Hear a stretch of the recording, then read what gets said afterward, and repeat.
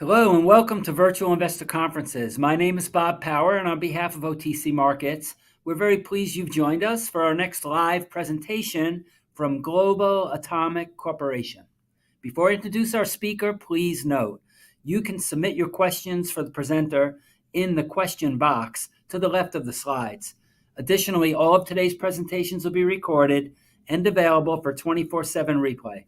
At this point, I'm very pleased to welcome Stephen Roman, Chairman, President, and CEO of Global Atomic Corporation, which trades on the OTCQX Best Market under the symbol GLATF and on the TSX under the symbol GLO. Welcome, Stephen. Bob, thank you very much. It's a real pleasure to be here at the OTC Markets Virtual Investor Conference again today. And I look forward to updating people on our progress at Global Atomic. So we'll move along to the slides. That's our disclaimer. I think it's fairly standard.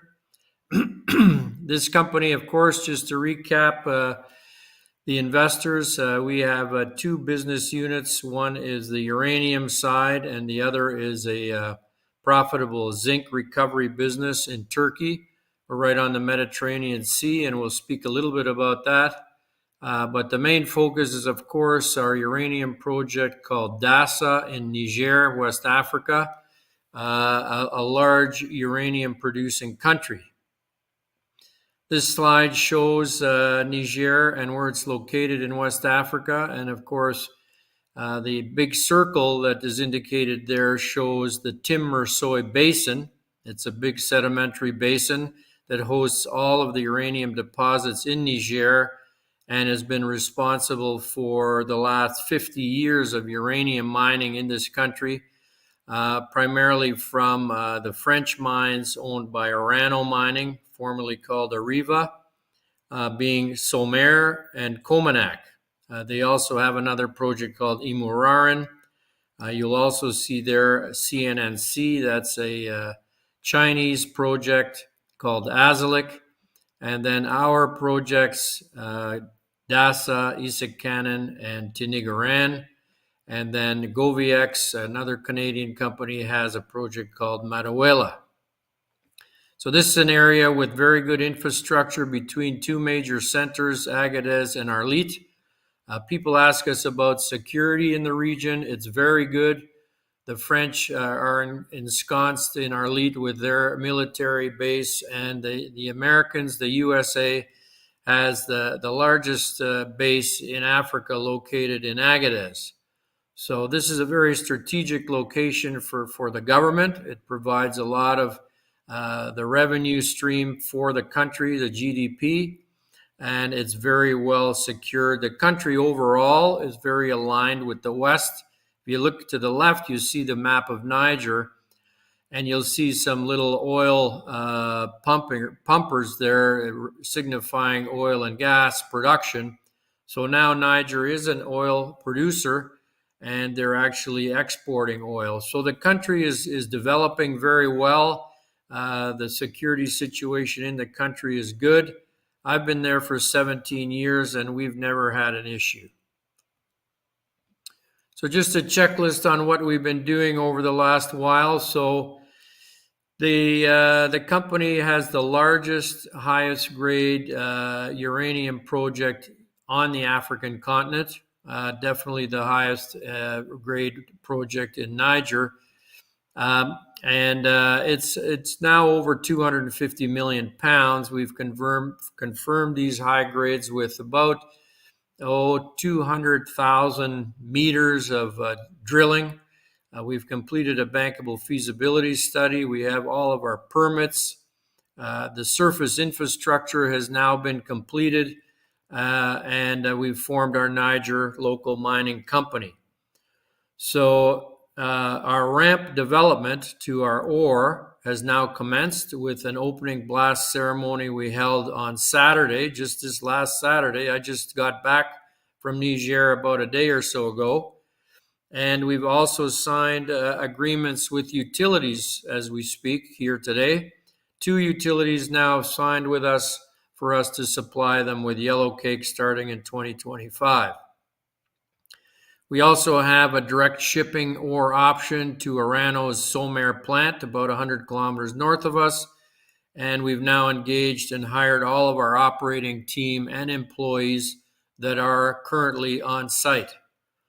We're also progressing our processing plant finance package. So we have 2 banks now involved with that. They've completed their site due diligence. We expect to have more news from them on terms before the end of the year. So we expect to have that package in place and a debt financing for the project to move ahead with the plant construction by the end of Q1. So right now, this is the way the deposit looks in a cartoon, basically, but it shows you exactly what the deposit is. It's a sedimentary hosted uranium deposit. And we are going to start and base a lot of the numbers you see here today on this phase 1 area. So phase 1 is an area we call the flank zone. You can see it there. It comes close to surface. So we're ramping right into that as we speak. The first blast was on Saturday, as I mentioned, and the mining has begun to get to that flank zone.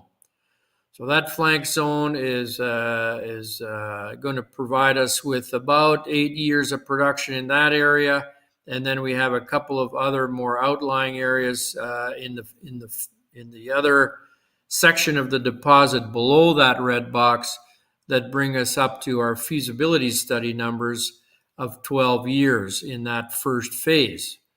Now, just to remind everybody, phase 1 is about 20% of the overall resource, and that's a 12-year mine life, just that area alone. So our drill campaign that we just completed, it was 15,000 meters to be scheduled. We actually increased it to 16,000 meters because the results were good.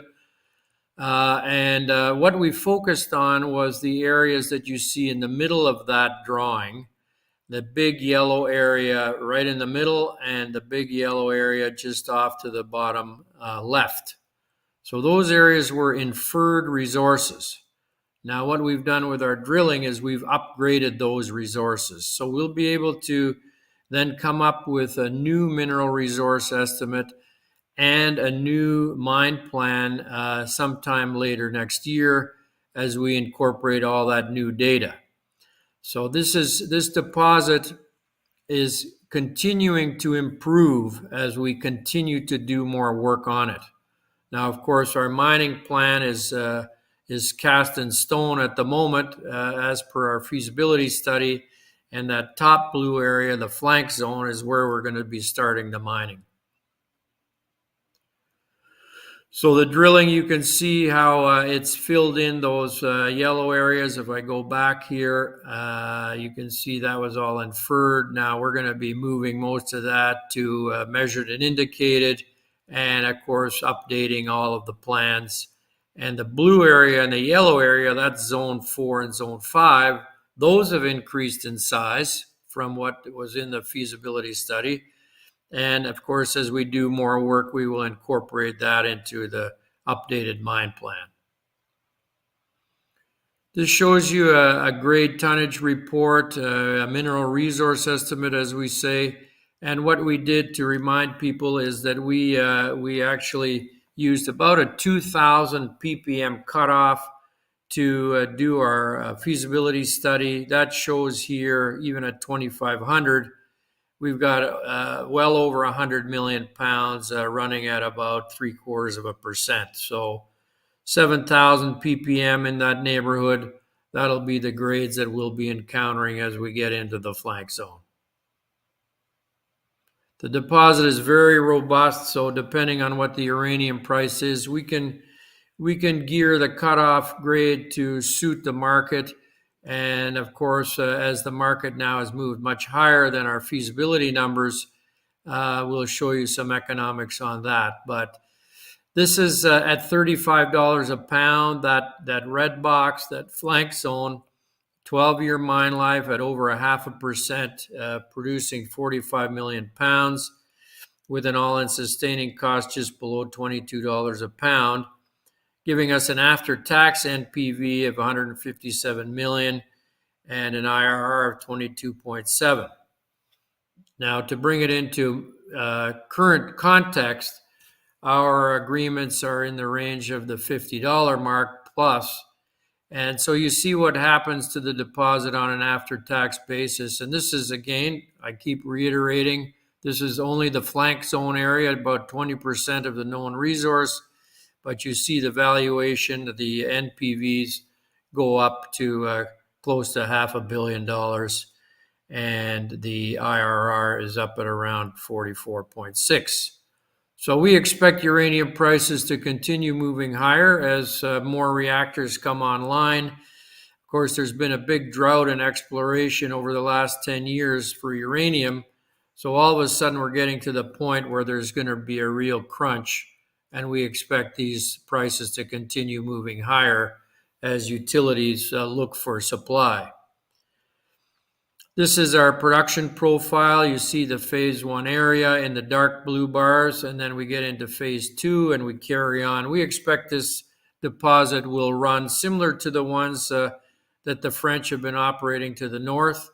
They'll be running for the next 40 to 50 years. Chronology from the time we signed our mining agreements right through to present time. So a couple of key things to note is the discovery of Dasa at the end of 2010. And then in 2011, we had JP Morgan, Macquarie Bank, Investec, and others put $25.5 million into the company as we were a private company at that time. And that really allowed us to ramp up the work. We put 8 drill rigs on the site. We've done a lot of drilling. And of course, over the last few years, we've done a lot of investigations, including 2 preliminary economic assessments, as well as our feasibility study. We've run pilot plants and completed a lot of work.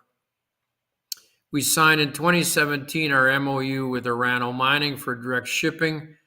And because uranium markets were still weak at that time, we merged with our zinc operation, company called Silvermet.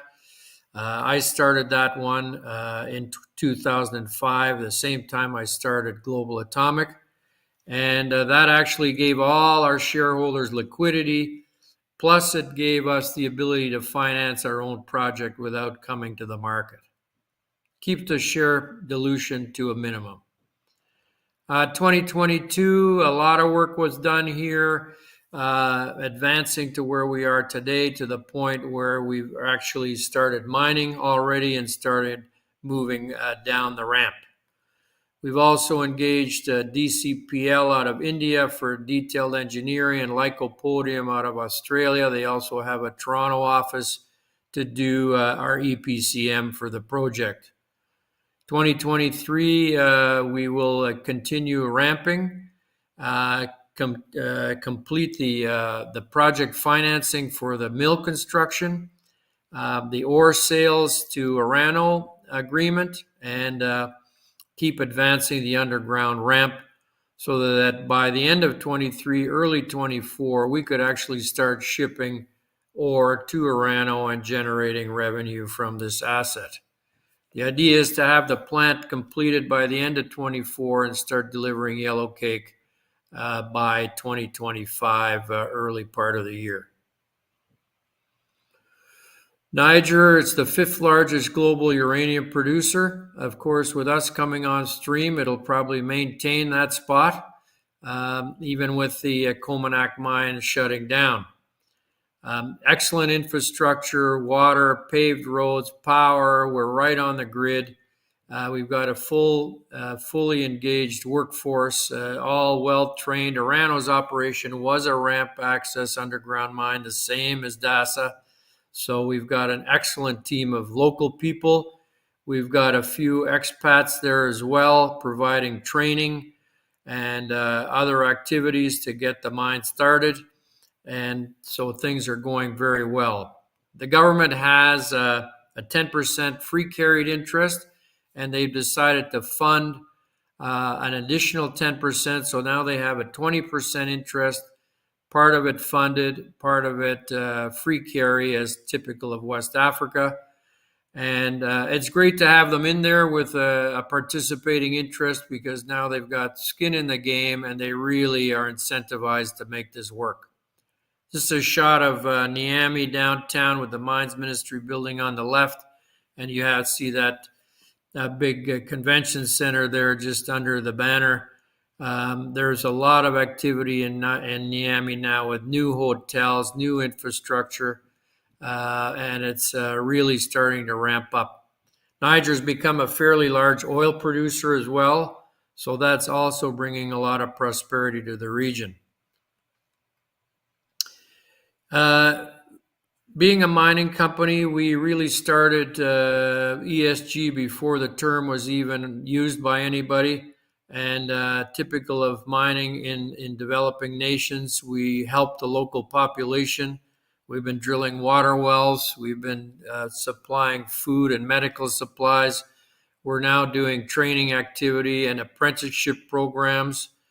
We are starting market garden initiatives, which will create a secondary business for the local people in our area. And we'd like them to grow and sell fruits, vegetables to the mine, and feed our miners, and of course generate additional revenue for themselves. This is going to be a green operation with solar enhancement of the grid power. We should be able to reduce our emissions, our carbon emissions, by about 35%. And we're going to be using a lot of battery-powered equipment. So this will be a very clean, modern project. This shows you this little photo as one of our water wells hooked up there, and the pump is solar powered, as you can see there. This is a copy of a photo of our box cut that we excavated earlier this year. And on the next slide, you see the first blast we did on Saturday for the ramp. So that's a 5 meter by 6 meter ramp. So you can see this box cut is a big excavation that was completed earlier. We've had about 800 people on site, including the Prime Minister and the Mines Minister. So it was very well attended and a very successful event. Some of our gear, currently we're powering our equipment with generators until we get hooked up to the grid. You can see the Cat generators there, and of course a lot of Caterpillar equipment, which is great for business in the United States. Some of our camp facilities going up. We bring all these containers in through the port of Cotonou in Benin, very well established trade route that's been used for many decades. A little bit on our zinc. I'm running out of time here. Right on the med. This is our brand new plant built in 2019. Of course, just at the time COVID hit. And so the steel mills currently are running at about 65 to 70% capacity. So that's really about where we are. And this produces a zinc oxide concentrate that is shipped from our own port facility to Europe. Glencore is our biggest customer here for our product. Zinc prices have been pretty good lately, and we expect once things stabilize in the economy that we'll be able to ramp this operation up to its capacity of 110,000 tons a year throughput, which would allow us to produce about 60 million pounds of zinc from this operation. We have a 49% interest, a big company called Befesa Zinc. They're the biggest in the world in this type of business. They farmed into our original operation, and we got all our capital back, plus their technology to build this new modern facility. That was a $26 million US project. We've already paid the money back, built in 2019. On the uranium market, you can see that big pink area. That's how the uranium supplies are the deficit is growing. And if you look, this is from the World Nuclear Association. there's every conceivable project listed on here, and there's still not enough uranium supply. So with all the new reactors coming on stream, the uranium price is going to start increasing, I would suspect. Now, from a valuation point of view, this came out of Cormark Securities in Toronto in October. We're still valued at just over $2 a pound in the ground for a fully permitted project going into production, compared to a lot of peers out there that aren't as advanced as we are. So we think we got a lot of room here for movement. And we've got a lot of new institutional shareholders, as you'll see in this slide, including many in the United States. So, ladies and gentlemen, I think this sort of concludes where we are. We've got a top-level board and management team. This is all on our website, and I'm going to be open for questions here if anybody has them. And thank you very much for your interest in Global Atomic.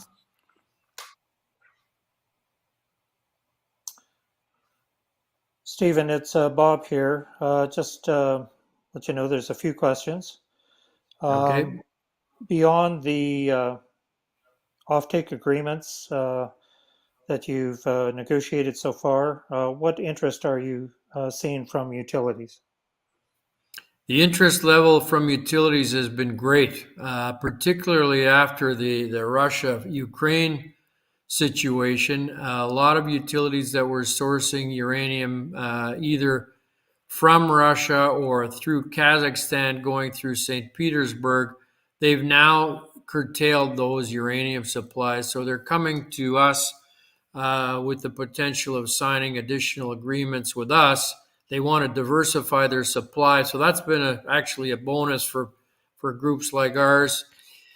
But really, I think the fact that the price has been moving up too has incentivized a lot of utilities to get in now. And what we expect is that once we announce our project financing, we'll have more utilities come in that have spoken to us, but want to make sure that we've got the whole financing package together before they sign agreements. So I would expect we will have a number of others done once we get that done. Thank you. And a related question, how much uranium are you targeting to initially contract prior to startup of your plant? I would say at least 1.5 million pounds would be a good target. That would give us enough cash flow to cover any kind of bank payments, cover all of our costs. And then the idea is to layer in additional contracts as we move forward. Of course, we've got the capability of producing 4.5 million a year. And I think once people get confidence in this operation that it's running, you will see more contract layering come in.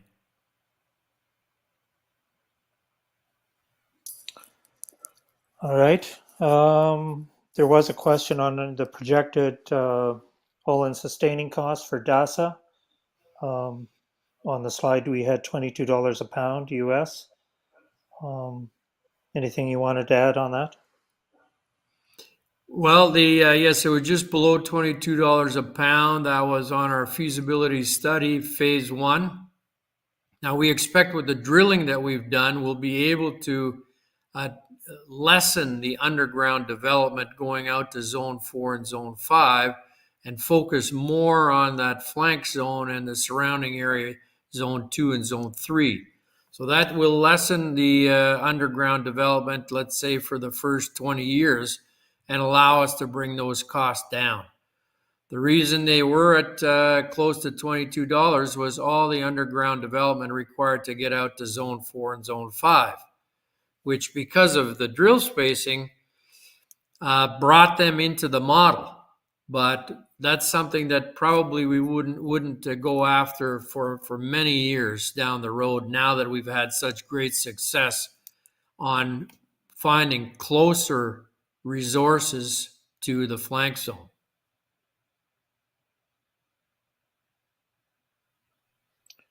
Okay, the next question is on capital.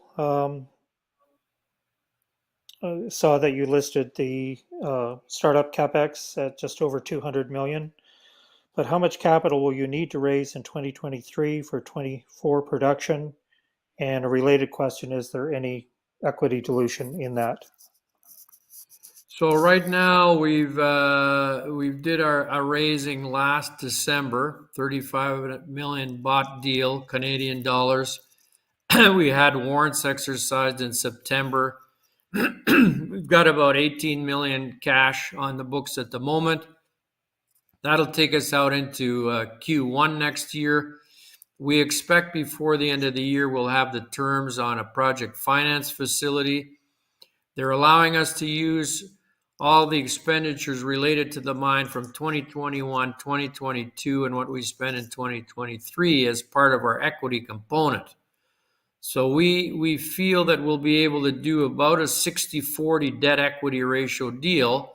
And depending on what that delta is, we have to decide what to do. We've had discussions with groups on a mezzanine component, potentially to cover any shortfall.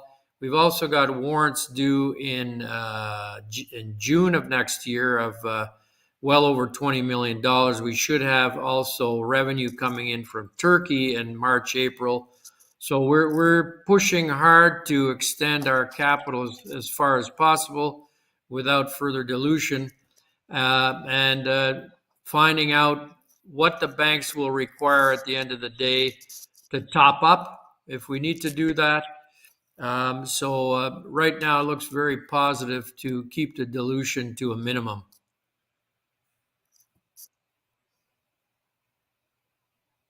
I know you touched on security at the top of the presentation, but there was a question about any concern about jihadists in the Sahel encroaching on this area in the Timor-Soy Basin. There's no concern of Al Qaeda or other groups coming into the Timor-Soy Basin. The reason being, there's a couple, is that we're 1,000 miles from the borders, so they'd have to come a long way to get there. And then you have two major military presence there, being the Americans and the French. The country has been totally re-equipped. They're totally aligned with the West. They've been managing to keep the country as a free and fair democracy and keep the terrorist groups out of the country. There's been some issues down around the borders with Mali and Burkina Faso, and also Nigerian border with Boko Haram trying to come over the border. But this has all been repelled by solid efforts by local forces. So we are miles and miles away from these areas. And as I mentioned before, the Timor-Soy Basin is very strategic. The government has a real good handle on security in that area.